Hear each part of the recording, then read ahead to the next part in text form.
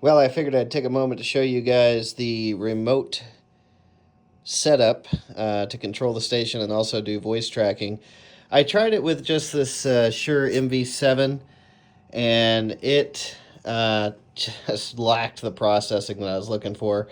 And I thought I was going to have to get something like the Rodecaster Pro 2, which is $700. But I said, well, let's just take the 286 on the road. That gives me the sound that I want. And then that's hooked up through the Scarlett Focusrite right there, and then connected to the computer through USB. And as you can see, I've got SPL VT Editor on here, and I'll show you something else too.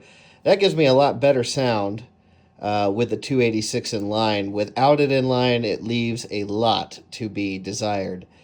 But coming back to the main screen here, obviously I have Dropbox in the file manager, and that is synced up with the production computer here in the studio, as well as the main on-air programming computer. And as you can see here, this is all arrowable files, and main file for that is KKFO show files, and these contain things with the same file number that get, or file name rather, that get updated every week. So KTN is the same file, I just overwrite it every single week.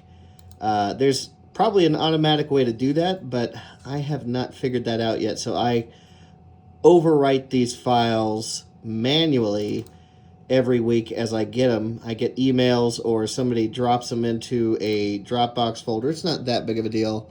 Like I'll show you, for example, let's go to KTN Archives. That's a shared folder with the guy who does the Klamath Tribes News.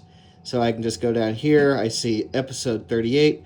I drop that into the KTN episode folder here and rename it KTN, and then it syncs up with all of the computers, including this one and the programming computer, which is the most important. Now, if I have all these files synced and updated by the time that I create the playlist in Creator, then great, it automatically drops all this stuff in. If I create the playlist prior to updating the files, then I have to go in and manually update the files in VT Editor. So I would just take an episode, and then you could right-click it and go to Track Properties. And when you click on Track Properties, here you go. And if you keep an eye on the time, let's see if we can get it to pull up. It's on the hotspot on the phone and also recording a video at the same time. But you hit Track Properties, you keep an eye on this time, and then you just hit OK, and it updates that time right there. So, for example, News 1, 2, and 3, that's updated daily. Maybe News 1 is 1 minute and 4 seconds yesterday. I updated it in Dropbox, go into Track Properties, and just hit OK, and it'll update to 1 minute and 14 seconds. And you have to go through and do that with every single file, unfortunately, unless someone knows a way around that. But it's not that big of a deal if you have show segments. Like, let's take a look at Terrible at Fishing on Friday in the 1900 hour. So here, this is Terrible at Fishing Part 1 and Terrible at Fishing Part 2. And when he sends me his new episode for the week, I'll rename, overwrite that file in the TAF folder. And then I'll just right-click on this, and it Track Properties. It doesn't want to do it because of the recording a video on the hotspot. But then I would just hit OK, and this would update from 1515 to whatever the current file that I overwrote time was. So let's say you did a 16-minute segment, it would populate there, and that's how you would know that it changed. Also, just wanted to point out this here, using AnyDesk to get into the programming PC remotely. Let's let it connect here. Okay, so as you can see, I've got Creator open. This is the main programming PC. And let's go back to Creator here. So this is where I can create my playlists remotely. So I'm going to create one for this weekend. We're heading out to, let's see, Thursday morning. And then I'll probably go ahead and create mine locally here for the weekend.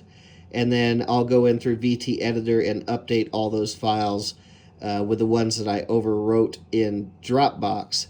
But if I need to, like let's say I wanted to stay an extra few days away from the studio, I could go in here and create next week's playlist and have it populate on the programming machine right here. And as you can see, that's a remote desktop, so I'm controlling that from the laptop, and that's through my phone's hotspot, so I can do that from anywhere. So that is the remote setup, kind of a trial run now, trying to get my audio right so that the voice tracking sounds halfway decent on the road. Not too excited about taking the 286 along in the RV, but I think it's definitely, it beats paying $700 for a Rodecaster Pro 2 with that processing on board.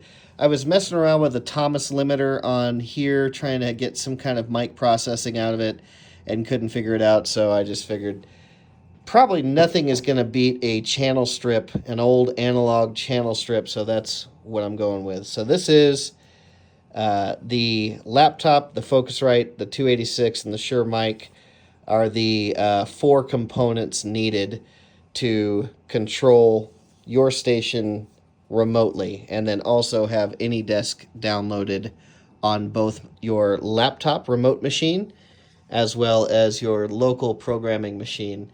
And then as you can see, we're on the air there still, even though I'm in Creator on the programming machine.